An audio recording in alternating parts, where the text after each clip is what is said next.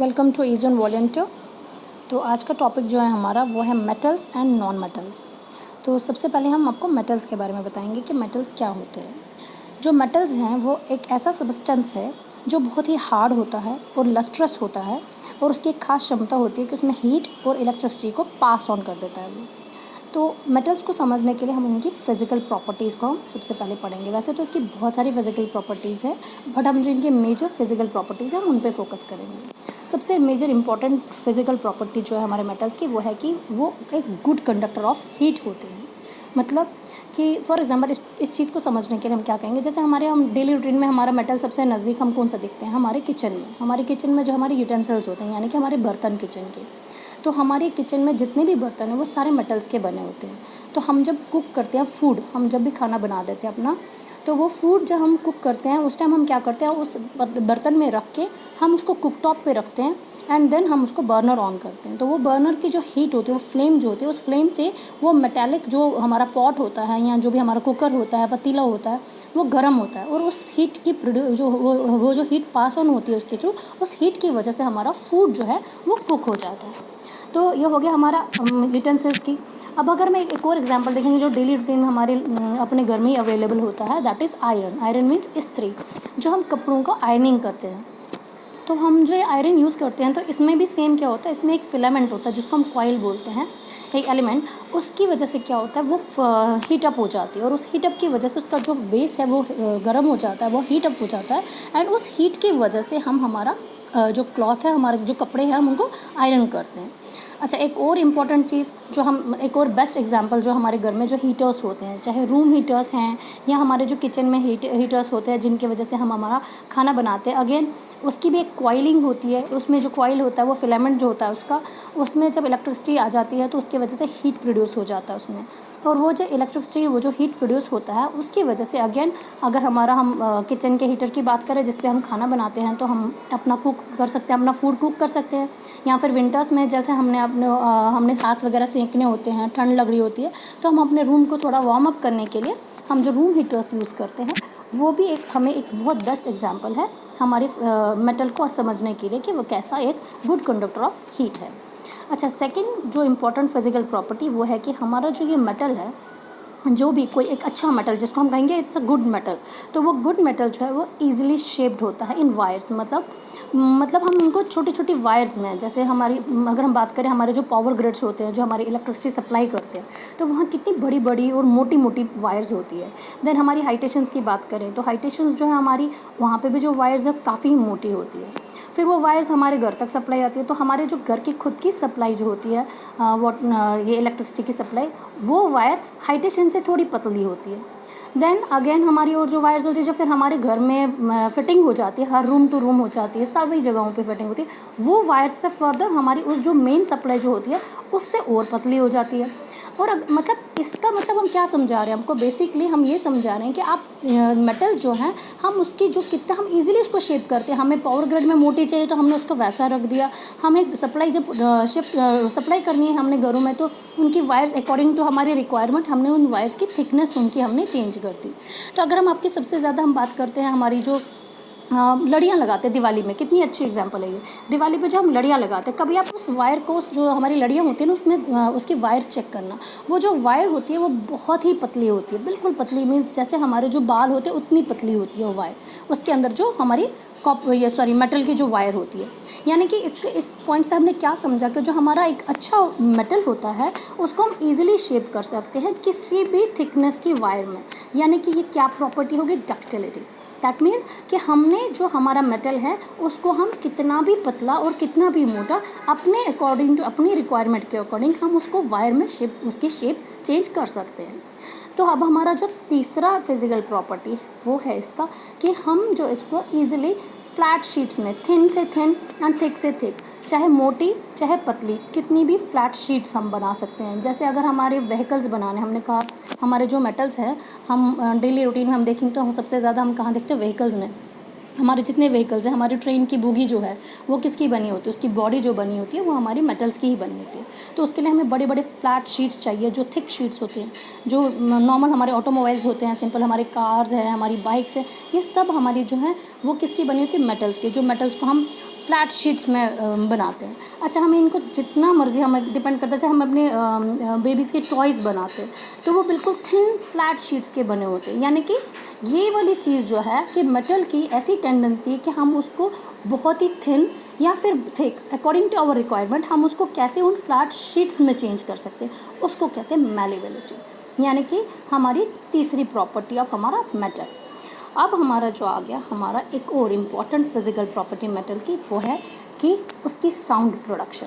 हमारे जो मेटल्स हैं बहुत ही हार्ड होते हैं, बहुत हार्ड सब्जेक्ट होते हैं। अगर हम इनके ऊपर किसी एक हार्ड सब्जेक्ट से हम इनको स्ट्रक करते हैं, यानी कि बजाते हैं, इनको बैंग ऑन करते हैं, तो ये बहुत ही लाउड साउंड प्रोड्यूस करते हैं। तो यानी कि हमारे मेटल्स की एक और प्रॉपर्टी जो है वो है दे आर सोनोरस, यानी कि वो साउंड प्रोडक्शन करते हैं। जैसे हमारे बर्तन आप देख लीजिए, आपस में टकराएंगे तो साउंड प्रोड्यूस करते हैं ना। अच्छा, हमारे टेम्पल्स में बेल्स होती हैं, तो जब हम उन्हें रिंग करते हैं तो हमारी बेल्स जो है कैसे साउंड प्रोड्यूस करते हैं। हमारे स्कूल्स में जब हमारी रिसेस होता है तो हमारा जो बेल होता है वो रिंग होता है, तो वो क्या होता है, वो हमारा रिंग जो स्कूल बेल होता है वो भी हमारा मेटल का ही बना होता है। यानी कि इसकी ये प्रॉपर्टी है कि ये सोनोरस होता है। अच्छा, सबसे इम्पॉर्टेंट जो है एक और चीज़ जो हम एक और प्रॉपर्टी हम बोलेंगे मीन्स हमारे मेटल्स की, दैट दे आर लस्ट्रस, यानी कि वो शाइनी होते हैं। हमारे जो मेटल्स हैं ना, जब हम उनको जब हमारी माइंस से हमारी निकल आते हैं माइंस, तो कभी कभी हमारे मेटल्स जो है वो बहुत ही डल होते हैं, बहुत ही डस्टी होते हैं, तो हम उनको चेंज कर सकते हैं, उनको शाइनी बना सकते हैं, क्योंकि इनकी प्रॉपर्टी है कि हम इनको शाइनी अपीयरेंस दे सकते हैं, यानी कि वो लस्ट्रस होते हैं। जैसे फॉर एग्जांपल हम अपने गोल्ड की बात करें कि जो हमारा गोल्ड है ना, हम उससे ज्वेलरी बनाते हैं तो कितनी शाइनी ज्वेलरी बन सकती है। हमारी सिल्वर होता है, हमारा वाइट गोल्ड है, हमारी जितनी भी ज्वेलरी है, हम सब ये सारी जो है हमारी क्या है, मेटल्स है बेसिकली। तो हम इनको जब इनकी इस प्रॉपर्टी की वजह से, इनकी शाइनी अपीयरेंस की वजह से हम इनको एज अ ज्वेलरी हम यूज़ करते हैं। अच्छा, आयरन की बात करें, जो बहुत ही रस्टेड आयरन होगा, बहुत ही डल सा आयरन होगा, तो हम उसको जब अगर हम उसको सैंड पेपर से क्लीन करते हैं तो वो अपनी शाइन वापस दे देता है। तो यानी कि उसकी ये प्रॉपर्टी है कि वो लस्ट्रस है। हमारा कॉपर, हमारा ब्रॉन्ज, हमारा ब्रास, ये जितने भी मेटल्स हैं हमारे, हम इनकी शाइनी अपीयरेंस की वजह से हम इनको अकॉर्डिंग टू हमारे यूजेज जो है हम इनको बेनिफिट हमारा दे देते हैं। अच्छा, ये तो हम कर रहे थे अभी तक बात की मेटल्स के फिजिकल प्रॉपर्टीज़ की। अब अगर हम केमिकल प्रॉपर्टीज़ की बात करें हमारे मेटल्स की, तो सबसे पहले हम क्या बात करेंगे मेटल्स की, जो हम हमारा रिएक्शन, मतलब केमिकल प्रॉपर्टीज़ क्या, केमिकल प्रॉपर्टीज़ मीन्स हमारे जो मेटल्स हैं उनका reaction with air and water, moisture के साथ। अगर हम इनको ओपन रखते हैं और हमारे एयर और वाटर के साथ इनके रिएक्शंस बनते हैं, तो हम देखते हैं जो हमारे मेटल्स हैं ना वो रिएक्ट करके पर्टिकुलरली ऑक्सीजन के साथ जब वो करते हैं तो वो मेटल ऑक्साइड्स बनाते हैं, जो कि बेसिक होते हैं इन नेचर में। इसको समझने के लिए हम आपको कुछ एग्जांपल्स देंगे। जैसे हमारी रस्टिंग ऑफ आयरन होती है, हमारी आयरन की जो रस्टिंग होती है वो क्या होती है, बेसिकली वो ऑक्सीडेशन रिएक्शन होती है। वहाँ पे क्या होता है, आयरन जो है, आप मोस्टली हम देखते हैं आयरन को, हम जब भी हमें कोई आयरन की कोई चीज़ बनाते हैं, जैसे हम हमारी सीढ़ी बनाते हैं, ग्रिल बनाते हैं, हमारे डोर नॉब्स बनाते हैं, या कोई भी चीज़ बनाते हैं हम आयरन की, तो हम प्रेफर करते हैं हम उसको पेंट करते हैं। क्यों? क्योंकि वो जो पेंट होता है वो उसका कांटेक्ट एयर और वाटर के साथ नहीं होने देता है, क्योंकि हमारा जो एयर और वाटर है अगर वो हमारे आयरन के साथ कांटेक्ट में आ जाता है तो उसकी वजह से हाइड्रेटेड आयरन ऑक्साइड्स बनता है, जिसको हम एक कॉमन लैंग्वेज में उसको रस्ट कहते हैं। यानी कि हमारा आयरन जो वो रस्टेड हो जाता है, या हमारा आयरन और स्टील दोनों, ये दोनों में हमारी चीज़ हो जाती है कि जब भी वो एयर एंड वाटर के साथ, नमी के साथ जब भी वो कांटेक्ट में आ जाएंगे तो वो एक रिएक्शन करेंगे, that is called oxidation reaction. तो ये हमारी क्या आ गई, हमारी इसकी chemical change. Chemical change means a change in which one और मोर सबस्टेंसेस आर फॉर्म, मतलब कोई भी एक ऐसी चेंज जिसमें एक या एक से ज़्यादा सबस्टेंसेस बन जाते हैं, तो उसको हम केमिकल चेंज कहते हैं। और जो हमारी ये रिएक्शन है वो केमिकल रिएक्शन। तो ये हमारी केमिकल प्रॉपर्टी ऑफ मेटल आ गई। अच्छे से केमिकल प्रॉपर्टीज़ को और समझने के लिए हम एक और एग्जांपल लेते हैं, रस्टिंग ऑफ कॉपर। क्या होता है, जब हमारा कॉपर जो है ना, कॉपर मेटल जो है, आपने देखा होगा हमारे जो कॉपर के बर्तन होते हैं अजीब से हो जाते हैं, काले से, रस्टेड से, उनके ऊपर एक ग्रीन लेयर जैसी होती है, अजीब सी कोटिंग हो जाती है। क्यों? क्योंकि जब हमारा कॉपर ओपन में रहता है ना, हमारे ऑक्सीजन एंड कार्बन डाइऑक्साइड के साथ, या एटमॉस्फेरिक मॉइस्चर, मतलब हमारा नॉर्मल रहेगा। मोस्टली अपने टेम्पल्स में देखे होंगे जितने भी कॉपर के बर्तन हैं वो मोस्टली डेली रूटीन में साफ़ किए जाते हैं। क्यों?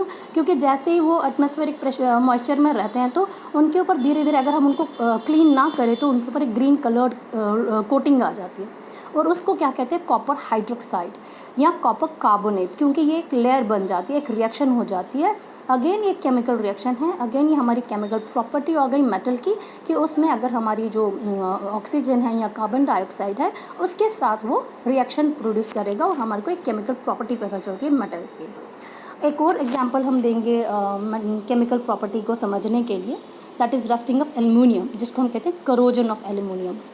जो हमारा एल्युमिनियम मेटल है ना, बहुत ही वेरी रिएक्टिव मेटल है। पर्टिकुलरली जब एल्युमिनियम वाटर के साथ या फिर ऑक्सीजन के साथ जब भी ये रिएक्ट करता है, यानी कि कांटेक्ट में आ जाता है ओपन में, अगर हम किचन में आपने मोस्टली देखा होगा जब भी हम एल्युमिनियम के बर्तन होते हैं ना, उसमें अगर हम दूध या दही इस तरह की चीज़ें हम रखते हैं ना, तो आप उसको देखना कि कुछ दिन के लिए आप दूध उसमें छोड़ दीजिए, तो 2-4 दिन के बाद आप देखना कि उसमें अजीब से एक रस्टिंग सी आ जाती है एल्युमिनियम में। वो जो एल्युमिनियम का बर्तन है ना, उसमें क्या बेसिकली हो जाता है, वो हमारे वाटर और ऑक्सीजन के साथ रिएक्ट होके कोहेरेंट सरफेस ऑक्साइड, ये कुछ रिएक्शन हो जाती है जिसकी वजह से हमें पता चल जाता है कि जो हमारे एल्युमिनियम है उसमें रस्टिंग हो गई। यानी कि जो हमने ये rusting of iron, rusting of copper, rusting of aluminium, ये जो भी हमने आपको बताया, बेसिकली हमने आपको क्या बताया कि जो मेटल्स हैं वो रिएक्ट करते हैं और रिएक्शन के बाद वो ऑक्साइड्स बनाते हैं, पर जो ये होते हैं इनके बेसिक होते हैं नेचर। अच्छा, अब जो हमने बात करी है तो हमने फिजिकल एंड केमिकल प्रॉपर्टीज़ हमने ऑफ मेटल्स बताए। जो हमारा नॉन मेटल्स है कि नॉन मेटल्स पर्टिकुलरली क्या होते हैं, हमारे मोस्टली इंपॉर्टेंट जो है 17 एलिमेंट्स है जो हमें, जिनको हमने नॉन मेटल्स रखा है अकॉर्डिंग टू पीरियोडिक टेबल, जिसमें मोस्ट ऑफ द एलिमेंट जो हमारे गैसेज होते हैं, कुछ उसमें लिक्विड्स होते हैं और कुछ उसमें सॉलिड होते हैं। जैसे गैसेज कौन कौन से नॉन मेटल्स हो गए हमारा, hydrogen, helium, nitrogen, oxygen, fluorine, neon, chlorine, argon, krypton, xenon and radon, ये हमारे गैसेज आ गए जो हमारे नॉन मेटल्स हैं। और जो हमारे लिक्विड है वो आ गया जैसे ब्रोमीन है। और जो सॉलिड में आते हैं नॉन मेटल्स, हमारा carbon, phosphorus, sulphur, selenium and iodine. अच्छा, ये तो हमारे नॉन मेटल्स है। अब हमने इसकी थोड़ी बहुत हम इनकी भी हम physical and chemical both properties पे हल्का सा फोकस करेंगे। लाइक सबसे पहले फिजिकल प्रॉपर्टीज़ ऑफ हमारे एलिमेंट्स की, ये हमारे जो नॉन मेटल्स हैं। तो हमने क्या कहा था कि हमारे वो good conductor of heat and electricity है ना, हमारा जो मेटल है, बट जो हमारा नॉन मेटल है वो bad conductor of heat and electricity, और यानी कि इसके थ्रू हम हीट और इलेक्ट्रिसिटी जो है ये पास ऑन नहीं होने देता। सेकेंड, हमने क्या कहा था कि हमारा जो मेटल है उसकी एक अच्छी प्रॉपर्टी है डक्टिलिटी, यानी कि हम उनको किसी भी ईजिली शेप में चेंज कर सकते, किसी भी शेप में हम उनको चेंज कर सकते हैं। लेकिन जो हमारे ये नॉन मेटल्स हैं ये नॉन डक्टाइल है। बट हाँ, एक्सेप्ट जो हमारा कार्बन है, जो कार्बन फाइबर्स हैं वो डक्टाइल है, एक्सेप्ट कार्बन फाइबर्स, अदरवाइज हमारे जितने भी नॉन मेटल्स हैं वो सारे नॉन डक्टाइल हैं। तीसरा, हमने कहा कि हमारा जो मेटल है वो हम उनको ईजिली थिन फ्लैट शीट्स में चेंज करते हैं, जिसको हम मैलेबिलिटी बोलते हैं। लेकिन जो हमारे नॉन मेटल्स हैं वो नॉन मैलेबल होंगे, यानी कि हम उनको कोई भी शेप में चेंज नहीं कर सकते। अगला हमने मेटल्स में कहा था कि हमारे जो मेटल्स हैं वो बहुत ही लस्ट्रस होते हैं, उनकी अपीयरेंस शाइनी होती है। लेकिन जो हमारे नॉन मेटल्स हैं वो नॉन लस्ट्रस होते हैं, यानी कि वो बिल्कुल भी शाइनी नहीं होते हैं। तो ये तो थे हमारे physical properties of non metals.